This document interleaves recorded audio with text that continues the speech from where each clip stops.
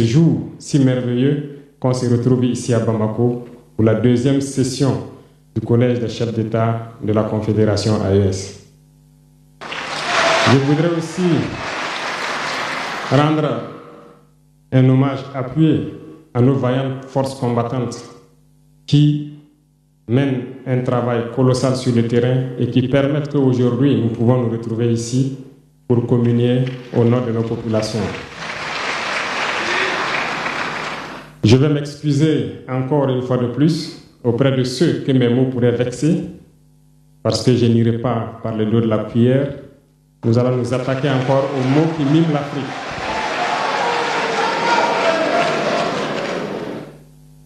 Vous avez certainement tous déjà entendu parler du printemps arabe.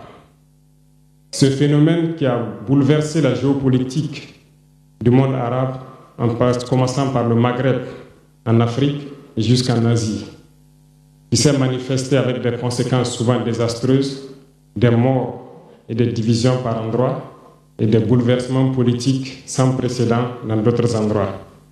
Et je pense que tous les Africains devraient comprendre qu'est-ce que c'est que ce phénomène, d'où il vient, et qu'est-ce qu'il faut faire pour se prémunir d'un tel phénomène. Malheureusement, nous sommes au regret de constater que certains Africains ne se réveillent pas. Et ce que je vais dire n'est que ma pensée à moi, mon analyse, c'est qu'il y a quelque chose qui vient sur l'Afrique de l'Ouest, que j'ai appelé l'hiver noir. L'hiver noir arrive. Il sera un hiver très froid, un hiver sanglant, un hiver meurtrier. Vous allez me poser des questions, pourquoi? Eh bien, en fondant la Confédération de l'AES, nous avons senti ce froid venir. Et tous les jours que Dieu fait, nous nous évertuons à trouver des troncs d'arbres pour allumer un feu qui va réchauffer le cœur des Africains, un feu qui va réchauffer les mentalités et le sang des Africains pour nous unir autour. Nous nous sommes évertués également à faire la chasse aux loups pour essayer d'utiliser leur peau pour faire des manteaux pour nous protéger du froid de l'hiver. Nous nous sommes évertués à construire des montagnes, de grandes montagnes pour briser le vent de l'hiver qui devrait s'abattre sur nos communautés. Malheureusement, force est de constater que certains Noirs sont là tous les jours à arroser nos troncs d'arbres d'eau fraîche pour qu'ils ne puissent pas brûler. Ils se transforment en loups ou font en sorte que nous, chasseurs de loups, nous ne puissions pas surprendre le loup. Lorsque nous voulons construire nos montagnes, ils brisent les cailloux pour que nous ne puissions pas arriver. Pourtant, l'hiver arrive. Et quand l'hiver viendra, devrions-nous permettre à ceux-là qui combattent de venir se protéger avec nos manteaux qu'on a confectionnés, avec les montagnes qu'on a construites pour nous protéger des vents, ou encore se réchauffer avec nous autour du feu. Telle est la question qu'il faut qu'on se pose. Qu'adviendra-t-il donc du panafricanisme quand l'hiver viendra?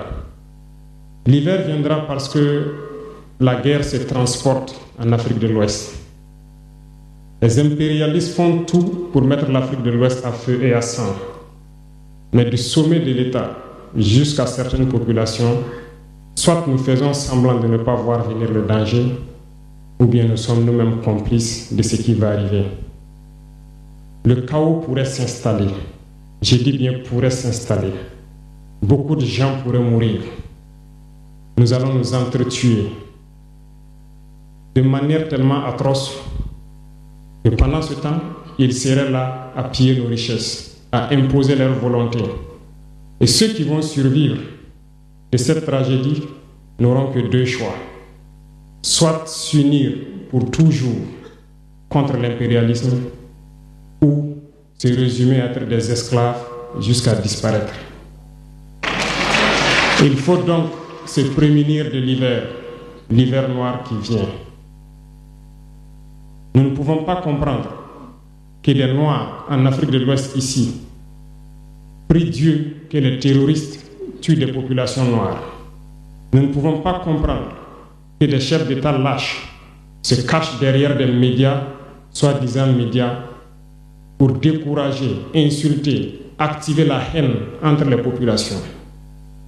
Ces individus qui sont sur leur plateau, qui tous les jours du matin au soir crachent leur venin toxique pour attiser la haine entre les communautés, ils sont généralement très vilains. Avec leur gueule de misérable, ils ne savent que faire cela. Regardez-les bien. Ils sont là avec des yeux de drosophiles sauvages.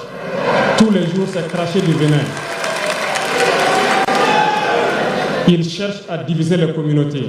Sur les réseaux sociaux, ils sont là et ils sont nombreux. Pourquoi est-ce que nous, Noirs, cherchons à cultiver la haine entre nous?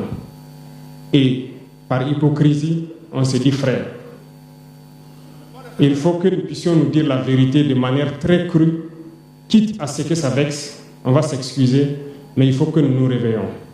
Pourquoi est-ce que le noir est comme ça? Pourquoi est-ce que nous ne pouvons pas voir le danger venir, nous unir et nous prémunir?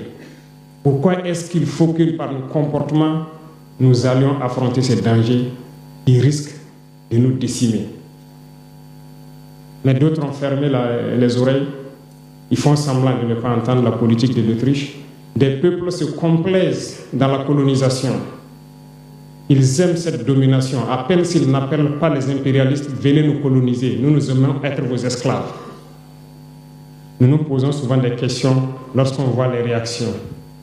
Ces pseudo-intellectuels décérébrés qui sont là à longueur de journée à entamer des débats en toute indignité, en toute malhonnêteté, comme s'ils ne voient pas la réalité des exemples qui se présentent à nous.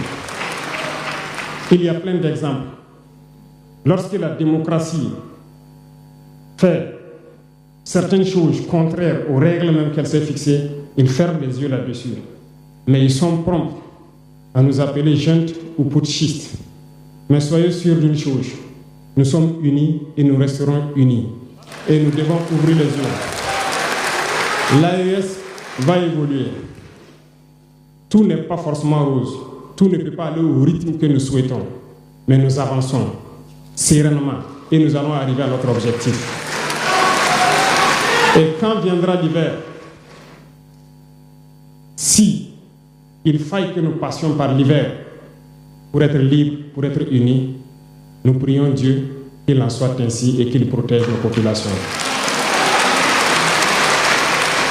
Sinon, une chose est sûre, l'AES vaincra, l'AES grandira. Restez sereins parce que nous avons confiance en nos populations. Nous avons confiance en vous, que vous compreniez qu'aucune manipulation ne peut aujourd'hui nous diviser entre nous. Aucune manipulation ne peut nous amener à haïr d'autres personnes. Aucune manipulation ne doit nous amener à riposter d'une manière violente, physique, face à ces individus qui n'ont absolument rien compris. Restez sereins, ne ripostez pas physiquement, nous riposterons par la communication jusqu'à ce qu'ils changent eux-mêmes de mode d'action et nous allons aussi riposter en fonction du mode d'action. Restez sereins, Dieu protégera l'AES. Dieu vous protège tous, toutes les populations de l'AES. Dieu vous accompagne tous dans vos objectifs. Et Dieu, qui est si juste, se bat pour ceux qui se battent. Nous nous battons. Nous sommes une population résiliente, la plus résiliente de la sous-région. Personne n'aurait cru que vous pouvez supporter ce que vous êtes en train de vivre. Nous allons vaincre le terrorisme, nous allons nous développer et nous allons nous affirmer. Nous allons avoir notre place dans le concert du monde.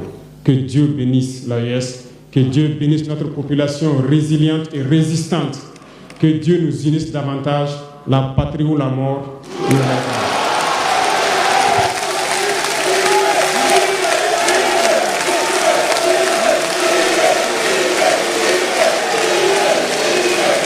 Merci.